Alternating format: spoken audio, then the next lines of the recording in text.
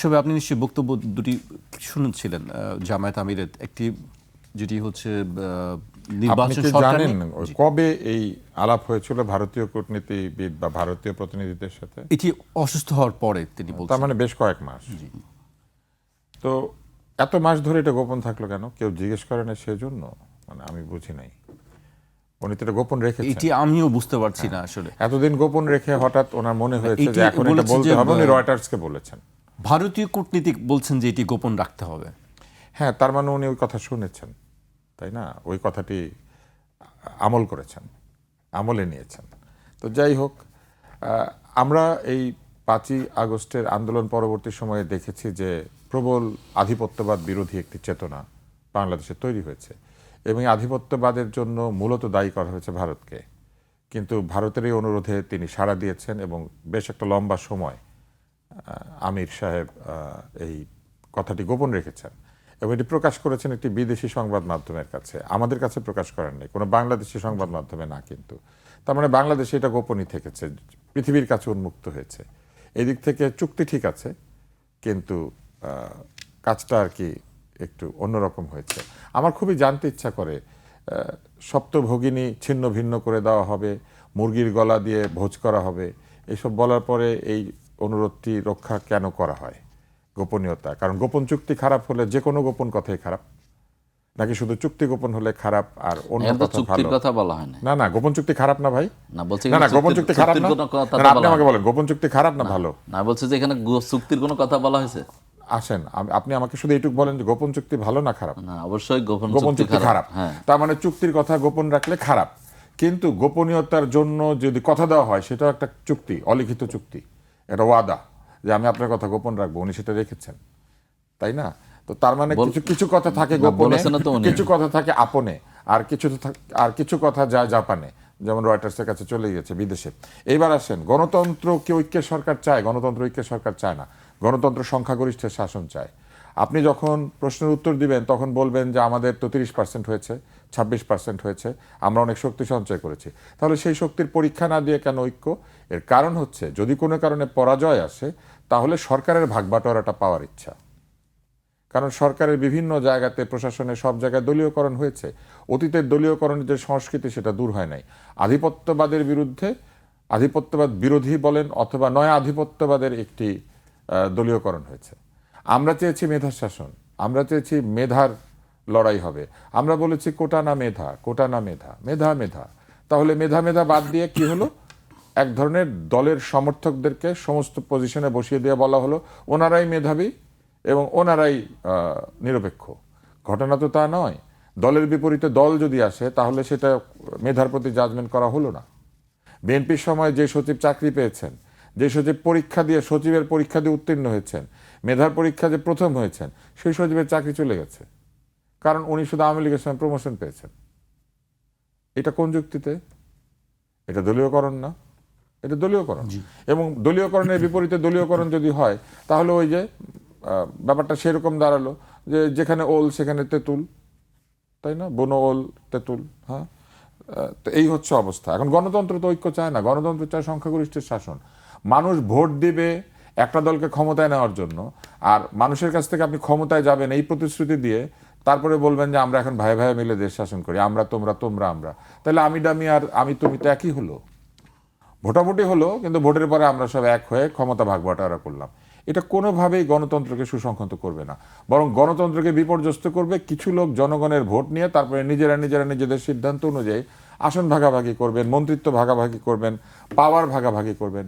এটা তো সঠিক কাজ হবে না, বরং এইটা হবে ভোটের নাম দিয়ে পরে জোটের রাজনীতি। সেটা তো ঠিক না। তারপরে আপনি বলেন সংঘর্ষ, এই শব্দটা বারবার আসছে। কিসের সাংঘর্ষিক অবস্থা? কার সাথে কার সংঘর্ষ?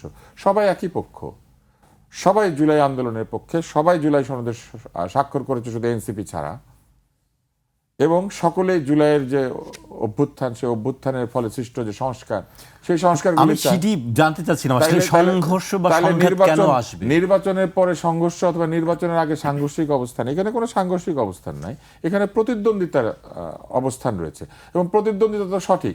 আপনি কি এটা মানবেন? ধরেন অলিম্পিকে দৌড় হচ্ছে, ওখানে 8 জন লোক দৌড়াচ্ছে, তারপরে যে দৌড়ে জিতলো সে বললো আসেন আমরা সবাই মিলে প্রাইজগুলো ভাগাভাগি করে নেই। 3টা পুরস্কার আছে, আমরা 8 জনে ভাগাভাগি করব। তারপর ওনারা ভাগাভাগি করলেন, কেউ নিলেন প্রাইজের তলাটা, কেউ নিলেন প্রাইজের উপরেরটা, কেউ নিলেন ওই যে ভিক্টোরি স্ট্যান্ডটা, ওইটা নিয়ে বাড়িতে গেলেন, তাই না? কিন্তু এইভাবে তো গণতন্ত্র হয় না। গণতন্ত্র হবেই একটা দল শাসনভার গ্রহণ করবে এবং সে দায়িত্ব গ্রহণ করবে, সে ভালো আচরণ করবে, সঠিকভাবে দেশ পরিচালনা করবে, না পারলে 5 বছর হোক 3 বছর হোক, যখন জনগণ তাকে যেতে বলবে চলে যাবে। মধ্যবর্তী নির্বাচন হয় না, ব্যর্থ হলে কোনো দল মধ্যবর্তী নির্বাচন হবে। এবং এই যে ঐক্যের সরকার হচ্ছে সম্পূর্ণভাবে নির্বাচনের যে এসেন্স বা নির্বাচনের যে মূল চেতনা, সেটার বিপরীতে যায়। তাহলে তো নির্বাচন করার কোনো দরকার নেই। আসলে আমরা সবাই মিলে একটা মিটিংয়ে বসে যেভাবে উপদেষ্টা পরিষদ তৈরি করেছেন সেভাবে সরকার তৈরি করে ফেলেন। অযথা এত রাষ্ট্রের খরচ করার দরকার কি? কোনো দরকার নেই। এইবার আসেন, এই যে 12-13 দল 14-15 দল এক জায়গায় হচ্ছে দুই দিকেই, বৃহৎ 2টা দল ছাড়া আর দলগুলি কয়টা আসন পেয়েছে জীবনে? এরা জীবনেও নির্বাচনে জিতে নাই। এখন এদের সঙ্গে ক্ষমতা ভাগাভাগি করার জন্য জনগণ ভোট দিবে কি কারণে? কি জন্য? জনগণ যে জোট সংখ্যাগরিষ্ঠ ভোট পাবে, যদি পান তারপর সরকার গঠন করবেন। কিন্তু আলটিমেটলি যদি এইভাবে হয়, ঐক্যের সরকার তৈরি করবে, তাহলে যে ছোট মোটো যেগুলো আছে সেগুলো এসে একটা সিট জিতে এসে বলবে আমি মন্ত্রী চাই, আমি তো জোটে ছিলাম। আমি মনে করি এটাও ঠিক হবে না। কোনো একটা দলকে দায়িত্ব গ্রহণ করতে হবে বাংলাদেশ চালানোর জন্য, অথবা কোনো একটি নির্দিষ্ট জোটকে, এবং তাদেরকে প্রমাণ করতে হবে তাদের দক্ষতা, মেধা এবং যোগ্যতা। না হলে আমরা সারা জীবন বসে থাকবো, কবে এই ভাগাভাগি শেষ হবে, তারপরে আমরা প্রকৃত অর্থে ভালো স্টেটসম্যান পাবো, মেধাবী শাসক পাবো, দলীয়করণ চায় না কিন্তু মেধাকে চায় এমন সরকার পাবো। এইবার আসেন, আরেকটা মজার কথা আমরা একটু আগে শুনেছি, বিএনপি আর জামাতের যে ঐক্য হয়েছিল এটা নাকি আওয়ামী লীগ ছিল বলে হয়েছিল, মানে আওয়ামী লীগ না থাকলে এই ঐক্যের দরকার ছিল না। তার মানে এটা আদর্শিক ছিল না, ওইটা আওয়ামী লীগ ঠেকানোর ঐক্য ছিল। আবার এখন যে ঐক্য হচ্ছে, অবশ্যই উনি স্বীকার করেছেন, তাহলে এখন যে ঐক্য হচ্ছে সেটা আবার বলছে এটা নির্বাচনের ঐক্য, এটাও কিন্তু আসলে আদর্শিক ঐক্য না। তার মানে জামাত কখনোই আদর্শিক ঐক্য করে না, সবসময় নির্বাচনে জেতার জন্য, এরে ঠেকানোর জন্য, ওরে ঠেকানোর জন্য ঐক্য করে। এটা তো আমরা আশা করি না।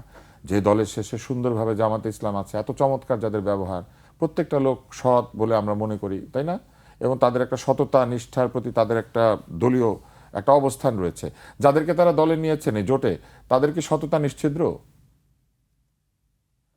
শহীদ ওসমান হাদি একাধিক দলের বিরুদ্ধে দুর্নীতির অভিযোগ করেছেন, এমনকি জুলাই অভ্যুত্থানের সাথে জড়িত ব্যক্তিবর্গের কারো বিরুদ্ধে তিনি দুর্নীতির অভিযোগ করেছিলেন। সেই ধরনের দুর্নীতির অভিযোগ রয়েছে এমন ব্যক্তি বা দল কি তাদের এই জোটের মধ্যে আছে? এই প্রশ্নের জবাব কি তারা সরাসরি দিতে পারবেন? এবং আওয়ামী লীগ নাই, ভেরি গুড, আওয়ামী লীগ সংগঠন হিসেবে নিষিদ্ধ বা স্থগিত হয়েছে, আওয়ামী লীগের ভোটাররা নাই। 30-32% যখন হিসাব করা হচ্ছে তখন আওয়ামী লীগের ভোটারদেরও 20%, 10%, 15% হিসাব করতে হবে না? এই লোকগুলি কোথায় ভোট দিবে? এটা কিন্তু একটা বিরাট সেটি আমি আসছি, সেই কোথায় ভোট দিবে সেটি। হ্যাঁ, এবং আসেন লন্ডনে তারা গিয়ে আপোষ করার চেষ্টা করেছিলেন বা কোন একটা মীমাংসা করার চেষ্টা করেছিলেন। আমরা তো এটাই চাই না। লন্ডনে বলেন কিংবা দিল্লিতে বলেন কিংবা পিন্ডিতে বলেন, এই আপোষ মীমাংসার কিছু নাই। আমরা চাই ওই যে বিদ্রোহী কবিতার মতো, তাই না, করি মৃত্যুর সাথে গলাগুলি ধরি, কি করি শত্রুর সাথে গলাগুলি ধরি মৃত্যুর সাথে পাঞ্জা। তো করি শত্রুর সাথে গলাগুলি ধরি মৃত্যুর সাথে পাঞ্জা। ইলেকশনও কিন্তু এরকম, আপনি শত্রুর সাথে গলাগলি করবেন কিন্তু নির্বাচনে পাঞ্জা লড়বেন, এবং সেই পাঞ্জা কাকে নিয়ে? জনগণ পিছনে নিয়ে। যেই দলের জনসমর্থন নাই মনে করেন, সেই দলে এখন জামাতের ছায়াতলে গিয়ে আশা করছে তারা নির্বাচনে জিতবে। এদের তো দল টিকিয়ে রাখার দরকার নাই, এর সম্পূর্ণ অপচয়। তাদের উচিত সরাসরি জামাত ইসলামে যোগ দেওয়া, তাদের উচিত সরাসরি বিএনপিতে যোগ দেওয়া। কি কারণে ছোট ছোট দল বানিয়ে ওই যে কার কি উচিত সবকিছু আমরা ঠিক না, এটা আমি নাগরিক হিসেবে বলছি, কার কি উচিত আপনারা ডিসাইড করবেন। আমি নাগরিক হিসেবে আমি হ্যাঁ, আপনারা কি করছেন আসলে? ব্যালট পেপারটাকে লম্বা করছেন অথবা জোটের মধ্যে ঢুকে একটা জোটকে বড় করছেন, কিন্তু এক একজনের ভোট নাই কিন্তু আসলে, থাকলে পরে জোটে যায়। কিন্তু গণতান্ত্রিক দেশে তো আপনি এটা ঠিক করে দিতে পারো না, কে করবে না, আমি ঠিক করে দেওয়ার কথা বলছি না, আমি কিন্তু ঠিক করে দিতে বলছি না। বড় হবে কি ছোট হবে, হ্যাঁ, আমি শুধু এতটুকুই বলছি যে এইগুলির মাধ্যমে আমরা কি করি জানেন? আমরা কিছু ছোট ছোট দলকে টিকিয়ে রাখি শুধু ভোটের সময় বাণিজ্য করার জন্য, ভোট বাণিজ্য। এরা ওই যে পোলিং অফিসার পায়, এরা ওই যে বিভিন্ন কেন্দ্রে তাদের নিজেদের লোক দিতে পারে, এগুলা করে কিছু দল। আর কিছু দল কি করে? জোটের মধ্যে ঢুকে জোটের সুবিধাটা এনজয় করে। তাই না? ওনার নিজের দল নাই, নিজের জোট, মানে নিজের দলের নেতা হিসেবে উনি কারো কাছে গিয়ে সেই অ্যাকসেপ্টেন্স পাবেন না, কিন্তু জোটের নেতা হিসেবে তিনি বিভিন্ন জায়গায় গিয়ে হাজির হবেন। এগুলিকে তারা এনজয় করেন। আমি মনে করি যে নতুন বন্দোবস্তের যে রাজনীতি, সেই রাজনীতি যদি সত্যি বাংলাদেশে করতে হয়, তাহলে মেধাভিত্তিক হতে হবে সবকিছু।